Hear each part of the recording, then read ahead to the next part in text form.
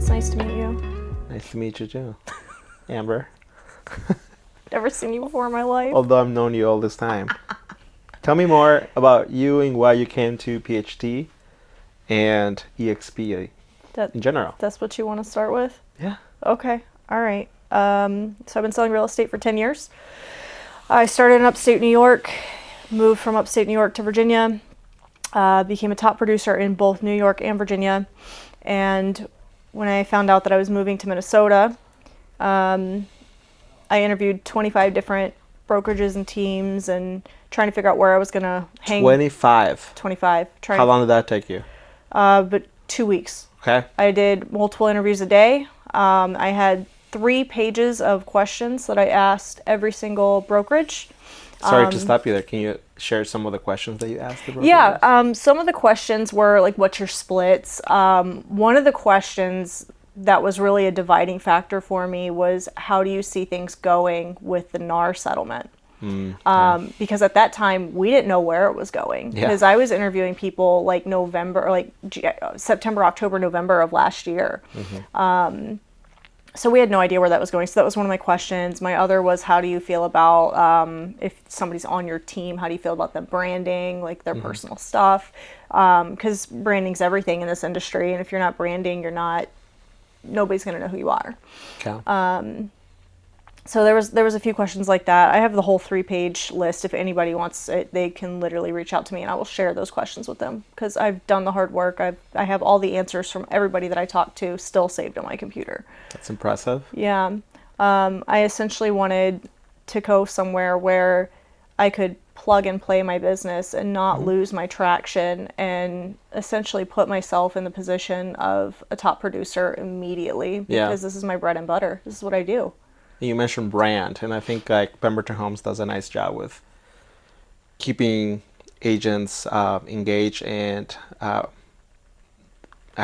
promoting them to be their own brand, but still be under the Pemberton Homes umbrella. Which to me, that's huge, especially compared to other brokerages or teams, big teams in the Twin Cities, where they're like, nope, can't do that. We have to use our team name. Yep. Blah, blah, blah. So there was another thing that I was worried about was, what's the culture like in mega teams? Because there's a few mega teams that I talked to. There's one mega team in Minnesota that I specifically did not want to talk to. So I avoided that particular person and their team.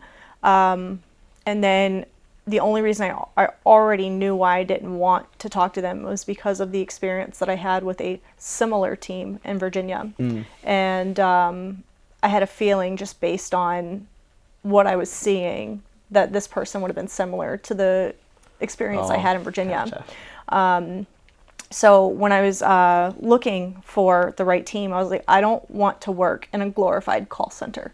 Yeah. Like, I don't want to be sitting here being told I have to stay on the phone for 2 hours a day before I can go show property, or before I can do this, or before I can do that. And if I don't prospect for 2 hours a day, then I'm going to get kicked off the team. Like, I'm not interested in being in a corporate environment. Yeah, no. If I wanted to be in a corporate environment, I'd work for corporate America. I wouldn't be an independent contractor. Like, absolutely. Why? I think that's what I love about this team too. Yeah, we're not there's no required time for prospecting here. It's either you want it or you don't. Almost like college. If you don't do your work, you don't graduate. Exactly. Sorry. And the people that are willing to do the hard work and willing to do the follow through are the ones that win in the end. Like, just this week, I put 2 people under contract. And amazing. I literally woke up with the mindset on Monday, I'm going to go kill something today. And Monday, I sold a house. It's doable. You just have to have the mindset. Do you think coming to the office helps you when it comes to focusing to doing the activities? I think it depends on the person. Me personally, no, I don't think so, because I get trapped in I'm going to go talk to everybody and hang out with everybody and make friends, and because that's just who I am. I'm a social butterfly. And if I'm going to focus on something, I need to sit down in a quiet spot so my brain isn't off somewhere else. Yeah. And I find that if I work from home during the week, I can do that. Because I can just set myself at my little desk. I can do what I need to do for 2 or 3 hours, zone the world out, turn off my phone if I need to, and just get the work done. Yeah. You got to treat it like a business. Yes, you have to. Yeah. Like just this week, I sent out over 100 mailers, and they were all handwritten. I saw you doing that. That was impressive. Yeah. And I like to note how you keep it organic, not like a script that you took from ChatGPT. Yeah, no. And I actually took a picture of it. I asked you, can I take a picture? I'm gonna copy this. And that's one of the beauties of coming to the office and mingling with coworkers. Just you get to collaborate. Yeah. And that's something that you cannot find at other brokerages, being a solo agent. You can't. That's absolutely true. There are a few agencies that are solo agent driven, that the solo agents will come together and help. However, it's not frequent that happens. Yeah. I used to get together when I was in Virginia. I used to get together with 2 other girls every Thursday morning, I think it was, and we would go sit at Starbucks, and we would just talk about what our listings are doing. How are your buyers doing? What's your market feeling like? You know, are you seeing multiple offers? Are you not seeing multiple offers? How are you handling this objection? How are you doing that? So the collaboration's out there, but those individuals were all in different brokerages. We were just girlfriends, and we had all done deals together, and we got along really well. That's awesome. Yeah. Yeah, so it's doable, man. With this changes with the NAR lawsuit, and I don't like to talk about that, but there are a lot of agents in different brokerages that are feeling kind of lost. Yeah. They feel like they have no support. What would you tell them about our team, the brokerage? What would you share with them? So I think our leadership here has done a very good job of explaining what our rights and responsibilities are as agents, and how we protect our buyers, and how we protect our sellers as well, to make sure that everybody understands the new rules, the new laws, what's required of us, so that way we don't get in trouble, we don't get fined, and how to explain it to people. That way, because the normal person that's just going on Zillow, they don't understand what the NAR lawsuit is. They just know that something happened. They don't know what happened. Yeah. And some people are scared that they're going to have to come out of pocket to pay their agent. And other people are like, no, I'm not paying an agent at all if they're selling their property. So it's all about having the conversation, how you frame it, and what it looks like on the net sheet at the end of the day. Yeah. How do you feel about it? I think it's we are investing more time on educating our clients, because for people that don't know, this whole NAR lawsuit news, I guess, is back in the day, or even now, the seller will pay for both the commissions, right? Right. The listing agent and the buyer's agent. So I've been spending a lot of time doing my buyer's consultations and just explaining to my buyers, saying something like, listen, we're going to go see these homes. We're just going to write in the purchase agreement that we're going to have the seller pay for my commission, so you don't have to worry about paying me. And there will be situations where the seller doesn't want to do that, right? And then what I've been coaching my buyers is just saying, okay, you know what? This home is not going to work out. Let's just go and find another one where the seller is willing to pay. And I think that's like a huge disadvantage for sellers that are not willing to pay for our commissions. Yeah. Because a lot of people think we just go and open the doors, we're door openers and make big bucks, but in reality, they don't see what happens behind the scenes. We do so much heavy lifting. People don't even realize. It is a lot. Like sometimes I'm like still working at 11, 12 at night. Yeah. And people don't see that. People, I think, just get the idea like you go on Facebook and you put under contract, you do a nice post, everybody congratulates each other, blah, blah, blah. Yeah, but they don't see the 5 days of negotiation and the time taken away from your family that you had to do to get that. Exactly. Yeah. In real estate's definitely not an easy get-rich job by any means at all. I've had people come to me and say, hey, I've been thinking about becoming a real estate agent. Do you think I should do it? And I'll flat out tell them either yes or no. Like if they don't have the drive to go do it, the answer is an immediate no. And especially if I already know them and I know them well enough to know that they don't have the drive, I'm like, don't waste your money trying to become an agent, because if you're not successful, it's going to put you in the hole, because it costs a lot of money to run this business.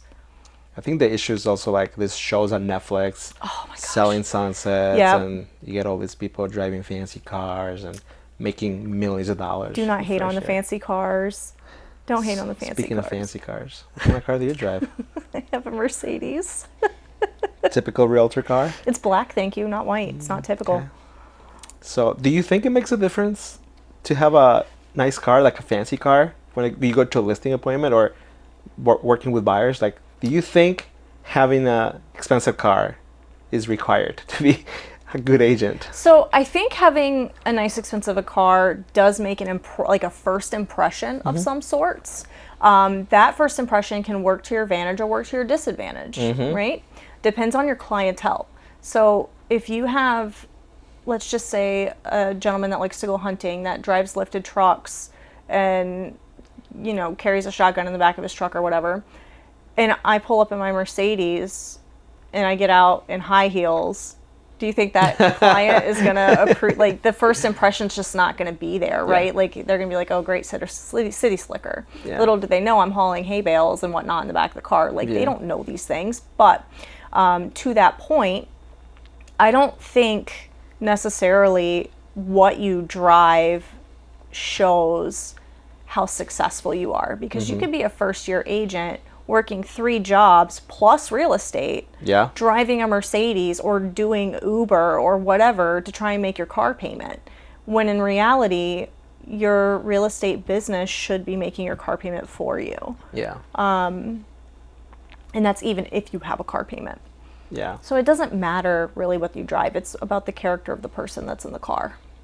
I agree with that. Yeah, because if we were both competing for a listing and you arrive and you're nice. What do you drive? I have a 2012 Camry, all paid off, 150,000 miles. Excellent. We were talking about cars before this, and I'm like, I think I want a Tesla or Mercedes-Benz, BMW. I just don't know. I think a lot of people are superficial when it comes to that. But you brought a good point where you said it can be an advantage or disadvantage, because if both of us were competing, like, for a listing, and then you showed up on your fancy car and I showed up with mine, people would be like, all right, let's go with this guy. I feel bad for him. He needs a fancy car. Either that, or they're going to say she knows what she's doing. She knows what she's doing. She's driving an $80,000 car. She's so successful. Yeah, exactly. But that's what I don't like. People say you're so successful based on where you live, what you drive. But that's just me. And if that's the case, that's crazy, because I live in a duplex. Like, I own or occupy a duplex. I have 2 duplexes. However, I own or occupy one of them. And that's a part of my wealth portfolio. But I don't live in some single family home that's $800,000 on 6 acres with my horse in the backyard. Like, that to me is the description of wealth. Like, being able to... Responsible. Yeah, it's responsible for sure. But responsible-ish. Ish. Depends on, you know, can you afford that, right? Yeah. So, you know, it really is the character of the person and their intention. There's a lot of agents out in the world, and I'm not saying here in Minneapolis, but just in the world in general, that just care about numbers. They don't care about the person behind the front door. They literally want to get in, sell the house, get out, and have no relationship after that. This is why a lot of people don't like real estate agents. I know. Yeah, and it's been very hard to improve our value, like the importance of having a buyer's agent to be on your side for negotiating, for everything. Yeah. I have a story. Sorry to interrupt you. Yeah, go ahead. I was working with a lead I got from Zillow 2 months ago. Okay. Show her homes, and probably we saw like 25 to 30 homes. And then I just got an email this Sunday saying, hey, David, I found a home at an open house, and I decided to work with a listing agent. Don't you have a buyer agreement? Not for this one. You just doing touring agreements with this one? I didn't do that. That was way before. It was before the NAR settlement? Before the whole NAR settlement. Well, that comes back to the NAR settlement, is why it's good for us as agents. Yeah. So the importance of having a buyer representation signed now is super important to me, because I don't want to waste time. Yeah. It's something I told her when I met her, was like, do you really want to work with the listing agent directly? Just pretend like you're in a lawsuit. Yeah. Do you want to be represented by the other lawyer on the other side? The other side? I wouldn't, but you can only coach so much. No, you're right. You can only coach so much. And the other thing is like, I meet with first-time home buyers all the time, and they're like, oh, we're just getting started. We don't really know what to expect. And I tell them, like, you have the right to work with whoever you want. I would love to work with you. However, if you don't like me, please don't work with me. Yeah. Like, that is literally what I tell people. Like, I don't want you to be miserable. If we hit it off together, great. If we don't, that's okay too. Like, you can go work with whoever you want. And I think you asked me earlier, how do I respond to people who don't like real estate agents? And I just don't respond to those people. Yeah. Because there's a ton of them out there. They give me a bunch of negative energy, and I don't need that in my life. I've got enough stuff to deal with this heavy lifting with getting my people under contract. Yeah. The negotiation that people don't see. Yeah. Again. Yeah. So winter's coming. Winter is coming. I love fall. Fall is one of my favorite seasons. Is this Game of Thrones? What? What is this, Game of Thrones? Winter is coming. Winter is coming. What do you do to, I guess, get ready to hibernate? Eat. And I don't mean that in a legitimate way. I mean that as I literally am sending out letters to people. I am doing prospecting calls. I'm sending out monthly newsletters. I'm texting people. I'm calling people. It is all about who can I help next. Because winter is a usually slower season. It is. Especially in Minnesota. I don't know how winter was in Virginia, but here's horrible. So Virginia's steady season, where I was, because I was in Hampton Roads, very heavy military area. We have all 5 branches around there. So VA was like 98% of my business. The transient season is around late spring, early summer. Okay. So that's where people get transferred into and out of Virginia. Okay. So the winters usually were a lot slower for me there, but I also what I didn't do there are the things that I have to do here. And because I had a sphere of influence there that allowed me to just keep my boat full of fish, essentially, if you want to use that as a, like, metaphor. I didn't have to go fishing for new prospects because people just knew I was there. They liked me, they wanted to work with me, and they knew I was there. So they just came to me. Yeah. And my prior clients would send me their friends and their family, and it was just a consistent flow of business for me. Here, I came here knowing no one. I knew my husband. That's it. So for me, I had to find new fish. I had to find new on frozen lakes. I had to go fishing. I had to go ice fishing. I literally started selling here in February. I started taking leads here in February, and I had 3 closings in April. Wow, that's amazing for your market. It was great. I plugged right in. Yeah. What did you do? Like Zillow and open houses. Okay. Yep. Zillow. Do you pay for your own leads? Or it's Flex program. Flex program. Okay. Yeah. So Pemberton Homes. Pemberton Homes feeds me these leads. Left and right. Yes. Okay. Thank you. Thank you. My phone rings at least 6 times a day with new leads. Can I get to all of them? No, but it just goes to the next agent, so our people are taken care of. And some of the leads are good, some of them are bad. Yeah. Otherwise, our conversion rates will be It's out just of this like world. any other lead platform. So my thought is the lead is only as good as you are. Can you have the conversation around real estate without selling them? Because people don't want to be sold to. Yeah. So do you have the training to be able to have that conversation? Because that is what's going to make you successful. If you were to ask me if I sell houses, my answer is no. I don't sell houses because houses sell themselves. I make friends with people. That's what I do. That's important. Yeah. Yeah. Just gaining the trust. Yeah. I make friends with people. And then I have lifelong friends that if I need anything, like one of my first clients here is a mushroom specialist. He could go out into the woods and just find mushrooms and be able to tell you, you can eat that one or you can't eat that one. Like, he has this whole thing in his head. Like, I like mushrooms, but I've never had shrooms before. Okay. Yeah. I like mushrooms with my steak, but then I'll remove them. Okay. Or I guess I do like them if they're like teeny, not like the big minced thing. It's fungus. Minced. I just think I cannot get the word out of my mind. Oh, it's fungus. I'm eating fungus. That's fair. Can we tell rates? Can we tell list agents to stop putting our worth out there? Like, I don't know. What do you think? Okay. Yeah.